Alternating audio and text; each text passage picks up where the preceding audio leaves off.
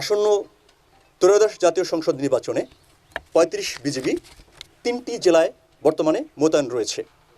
জামালপুর জেলা, টাঙ্গাইল জেলা এবং কুড়িগ্রাম জেলা।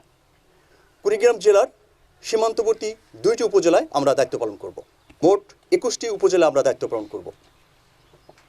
21টি উপজেলার মধ্যে 4টি উপজেলা সীমান্তবর্তী হয়, সেখানে 35 বিজিবি তথা জামালপুর ব্যাটালিয়ন এককভাবে দায়িত্ব পালন করবে।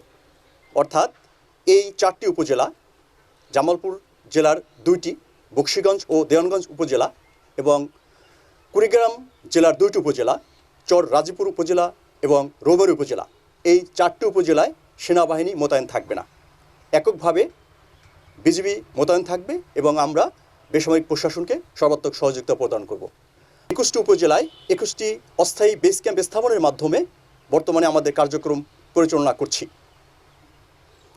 এর মধ্যে জামালপুর জেলার 7টি বেস ক্যাম্পে আমরা মোট 16 প্লাটুন বিজিবি সদস্য, টাঙ্গাইল জেলার 12টি বেস ক্যাম্পে মোট 19 প্লাটুন বিজিবি সদস্য এবং কুড়িগ্রাম জেলার 2টি উপজেলায় মোট 8 প্লাটুন বিজিবি সদস্য, সর্বমোট 43 প্লাটুন বিজিবি সদস্য আমরা মোতায়েন করেছি।